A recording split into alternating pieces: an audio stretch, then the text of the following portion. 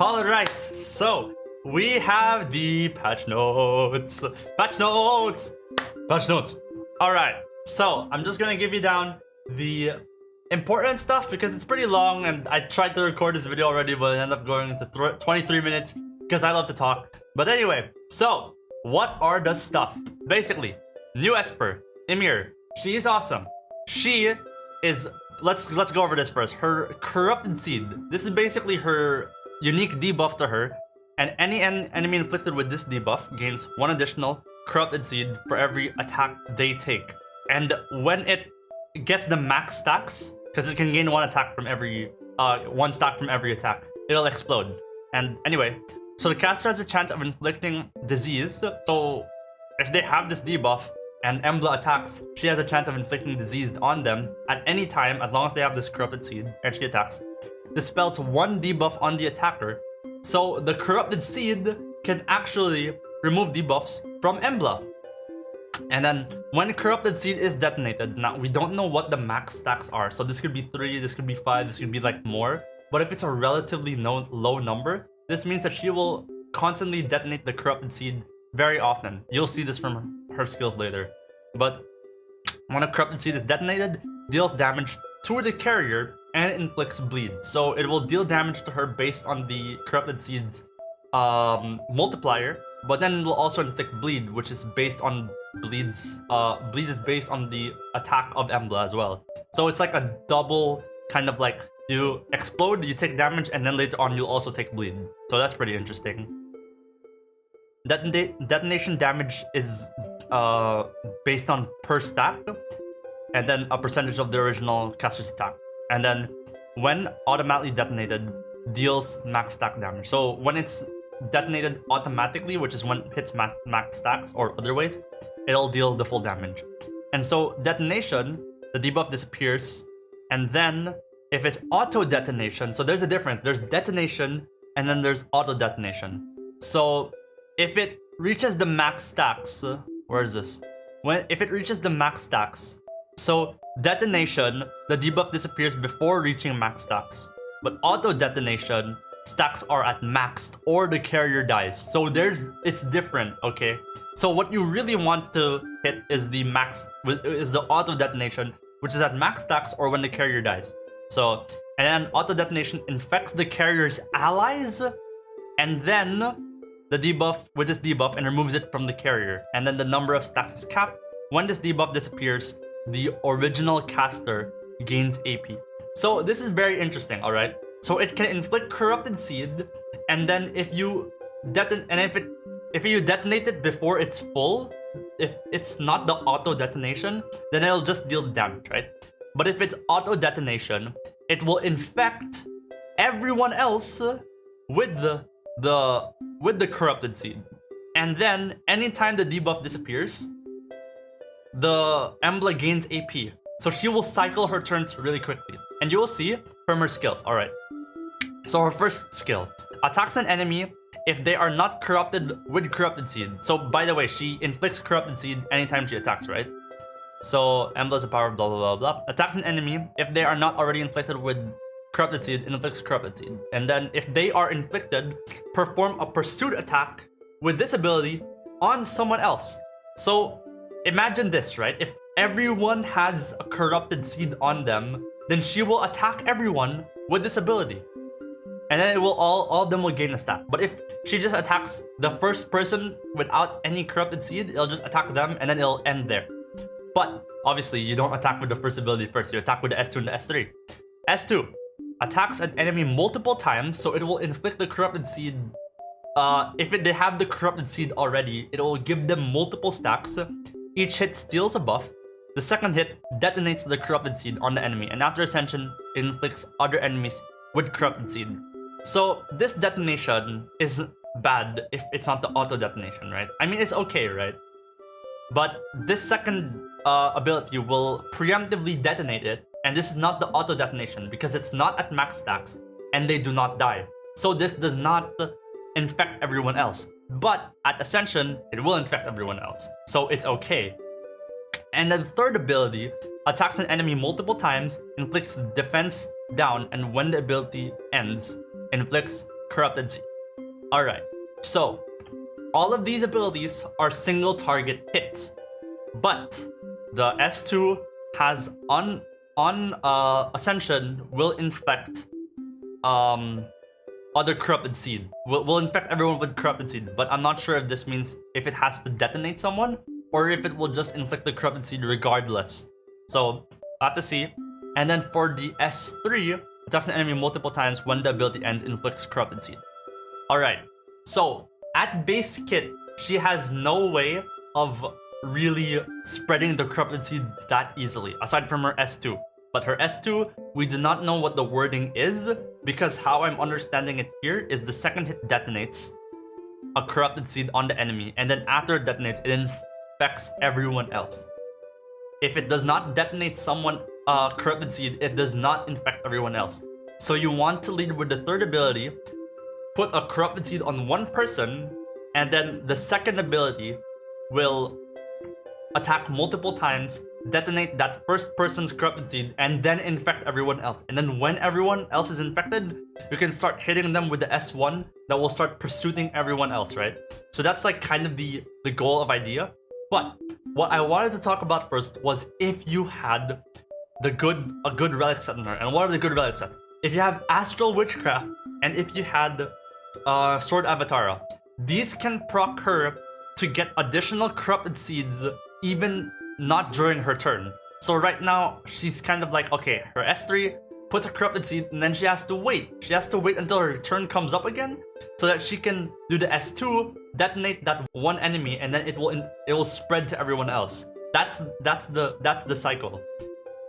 But also, that's not entirely the cycle yet, because you can also just inflict the S3, it'll hit the Corrupted Seed, and then someone else can attack, like your gains one additional Corrupted Seed stack for every attack they take. So another person's multi-hit attack can attack that Corrupted Seed, the first Corrupted Seed from the S3, and then it will explode, and then when it explodes, it'll be the auto-detonation, and then the auto-detonation will infect everyone. So this is very confusing, but basically, attack the seed, the seed spreads. If the seed spreads, it does damage. Nice. Confusing, but just spread it. It's COVID. Just spread it, okay? I probably should censor that out, but just spread it.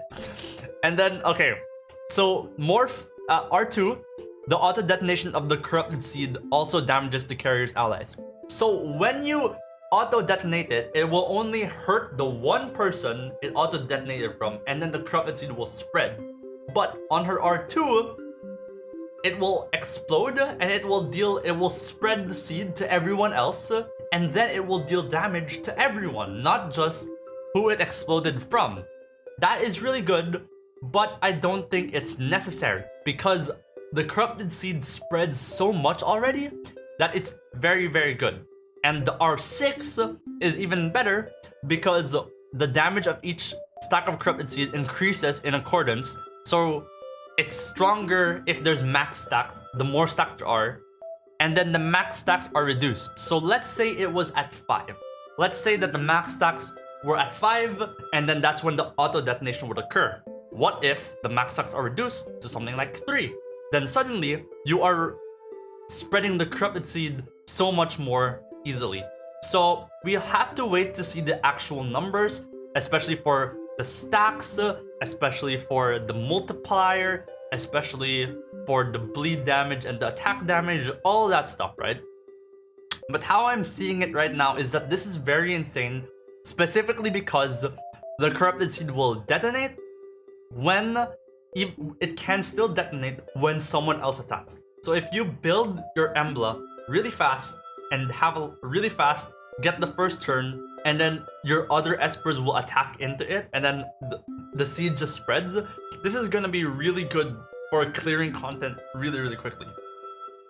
So I'm really excited. I think that she's really, really good, even at base R0. But obviously the R2 is gonna be really strong because the detonation will affect everyone, so it just promotes that damage over and over and over again. But I like the Corrupted Seed because as long as there are like 2 enemies alive, you can keep on making them detonate into one another. So just like kind of like an endless supply of damage. and oh, I forgot about this, but she gains AP. She gains AP every time. Oh my gosh, she gains AP every time it blows up. So that's so insane. Holy cow. All right, so continuing on. Oh god, I talked about Embla for 10 minutes. Someone help me. But anyway, Parmi, really good. Attacks the enemy, grants recovery, which is pretty weird for a controller if she heals her team, but you know what, I digress. Second is reduces the AP and inflicts attack down. That's pretty good because, you know, AP reduction and an attack down without a percentage chance is pretty decent, and it deals extra damage to incapacitated enemies. Her damage isn't gonna be really that useful unless it's like based on her HP or defense, so I'm not really that sold on that skill. And her third skill is really, really strong, but I think that they made a typo because it's the R6 that says this, but attacks all enemies, inflicts stun. And if an enemy is not stunned, it will inflict sleep. And that sleep cannot be resisted. But I'm pretty sure that that is the R6 effect, because if you read down right here, the R6 is exactly the same. So I think that the sleep or that the cannot be resisted portion is gonna be at the end. I'm not entirely sure, but I think that is how it goes. And then sorry, but like at the R4, if an enemy is incapacitated, right? So her third skill is going to incapacitate almost everyone, or at R6 everyone basically. It will grant allies speed, and speed is really good because like you can stun them and then you can make your allies faster. And then like if you're running a control team that has like, you know, 5 controllers or whatever, everyone's just completely permanently increased in speed. So that's really good and really powerful. All right, so moving on, the synthesis pod. Synthesis pod is basically another content that's gonna be based on the 5th strongest Esper that you have. So if you have a level 60, level 60, level 60, level 60, and then level 50, in the synthesis pod, all of your Espers, all of your Espers are gonna be level 50, and you will be able to clear the content that way. They don't really talk about what is in the synthesis pod themselves, so it's whatever. But it'll give new players a chance to basically, hey, I get to play with a new Esper that I have even if I haven't built them yet. So that's pretty good. Yeah, we don't know what's actually in it, but I think it's still pretty nice that, you know, you kind of have like this kind of like pod where, I mean, the VR battlegrounds are already there, but at least there's like this kind of new content where you can do it. It's not really for veteran players, because for veteran players, you just really have everything at level 60 already, or at least especially here. Your 5th strongest will be a level 50, a level 60, so it doesn't really matter. But anyway, yeah. The Ultimate Spire.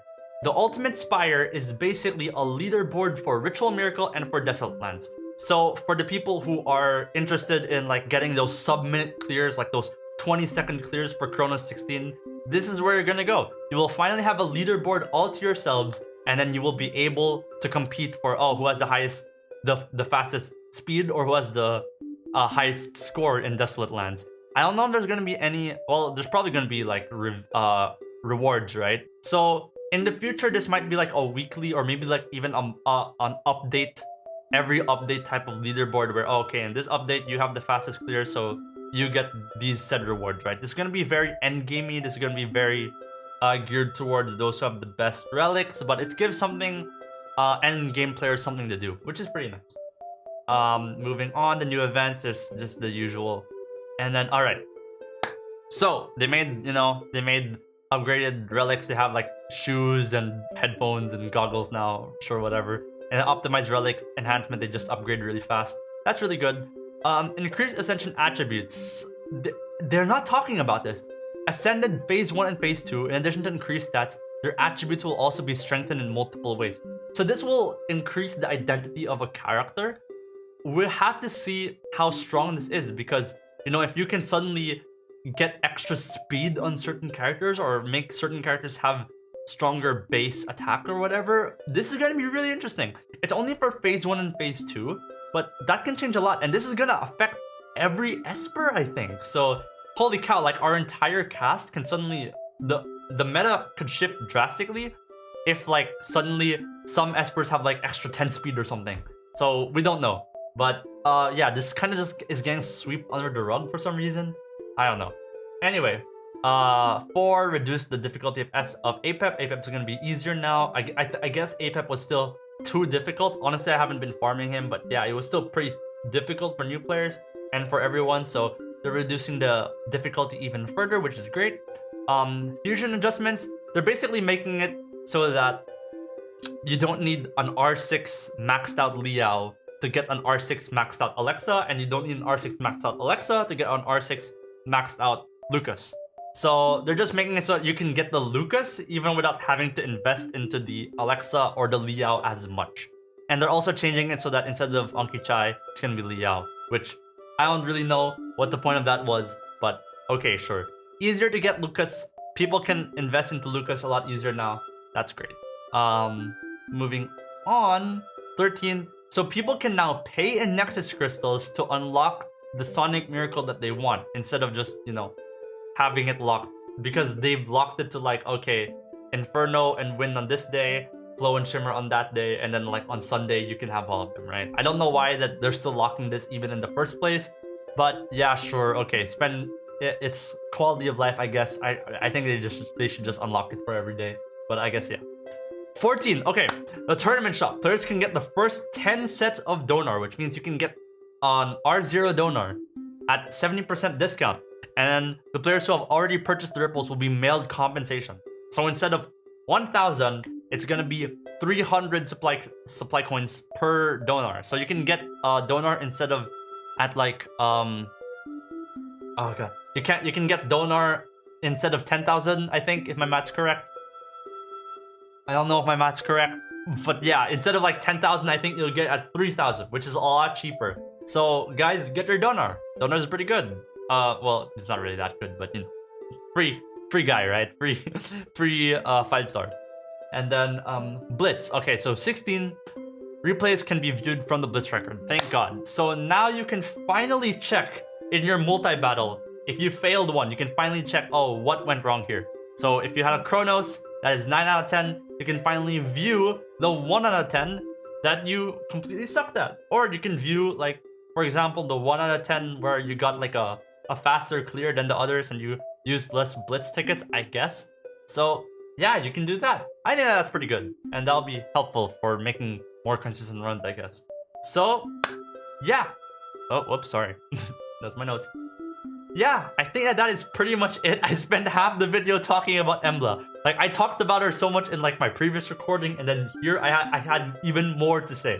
So yeah, I'm pretty excited for Embla. I will definitely summon for her, I think, because she just looks so cool. But anyway, I hope that you guys enjoy the video, and I will see you guys in the next video. Comment down below, by the way. I will start making more content again. I made a video, I didn't like it, so yeah, this is just me ranting. Anyway, I will see you guys in the next video. Goodbye and have a great day. Get out of here.